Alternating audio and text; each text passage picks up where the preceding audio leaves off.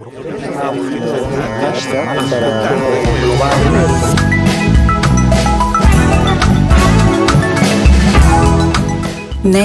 Radio. Lo que vendrá. Soy José Luis Villacañas, escritor y catedrático de filosofía. Les hablo desde Radio NED, el programa de podcast que produce NED Ediciones. Abro mi participación respondiendo al desafío que propone el título de esta serie, Lo que vendrá.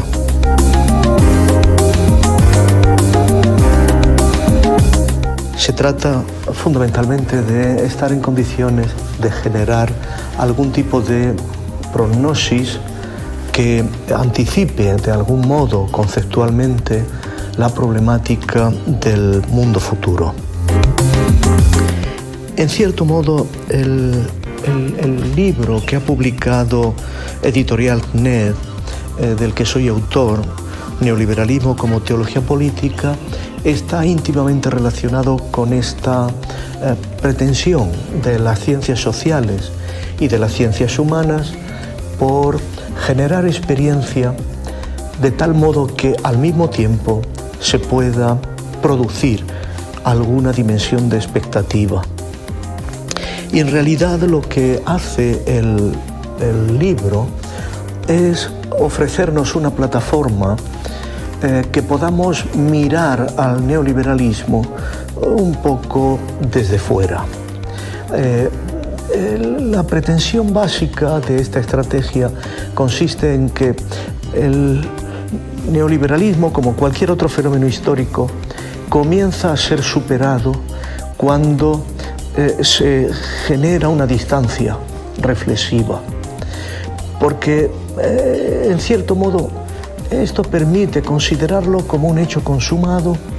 como una realidad que ha mostrado ya su poder de producir evidencias, porque ya tiene un contenido fenomenológico observable y en este sentido porque al identificarlo de un modo conceptualmente preciso, los observadores ya se sitúan en otra dimensión,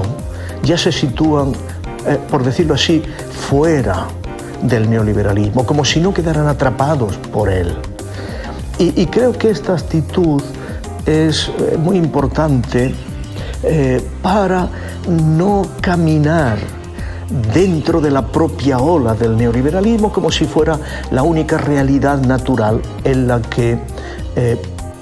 tendríamos que estar realmente implicados. La voluntad del libro así consiste en situar el neoliberalismo en una perspectiva histórica adecuada, verlo en su origen, para lo que naturalmente usamos de un modo muy intenso la filosofía de Foucault, pero verlo también en los detalles, en los elementos que ya nos van diciendo que en cierto modo es un fenómeno que históricamente no puede ser desplegado, no puede dar más de sí sin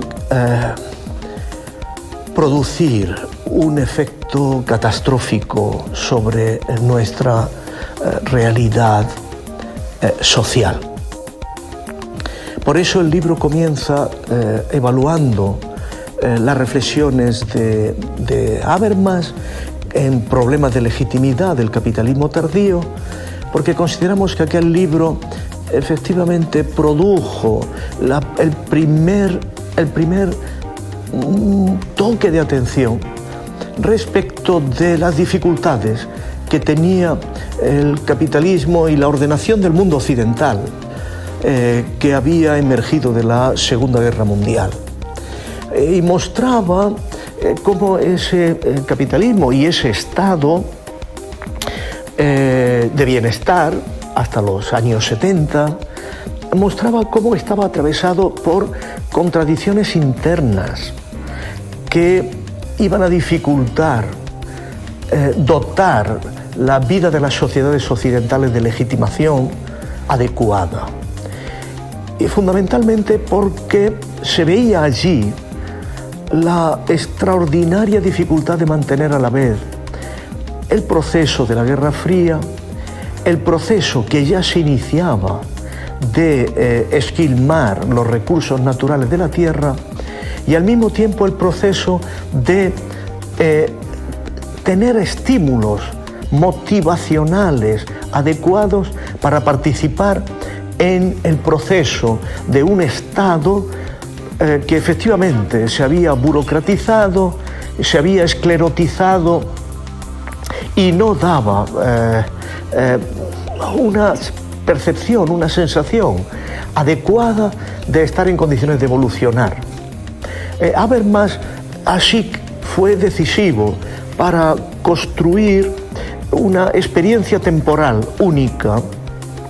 que venía a decirnos que el proceso en el que el Estado democrático se había introducido, generando enormes cadenas de burocracia, enormes cadenas de, efectivamente, de determinación de la vida privada, justamente bajo la legitimación de que estaba construyendo un estado de bienestar, ya comenzaba a ser irrespirable. Por supuesto, lo que estaba detrás de esta cuestión fue una interpretación adecuada del gran signo de los tiempos que había sido el mayo del 68, que vino a decir de forma completamente clara que las nuevas generaciones no estaban por soportar de forma voluntaria y libre el ordenamiento de la vida social,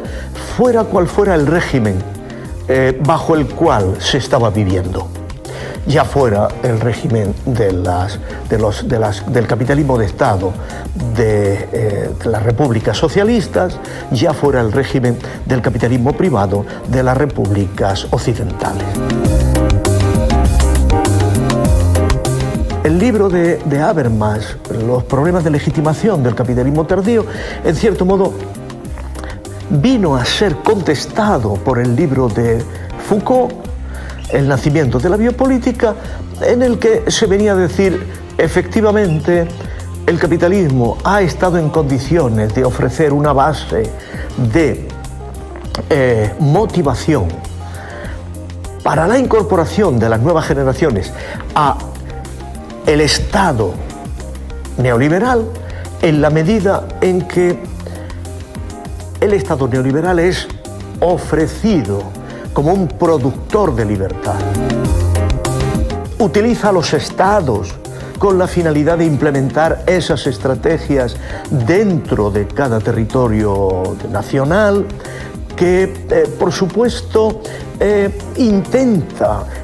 introducirse de manera muy eficaz en el sistema educativo para transformar el alma,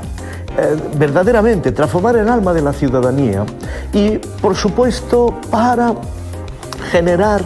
esta capacidad de llegar a la estructura motivacional desiderativa de los singulares.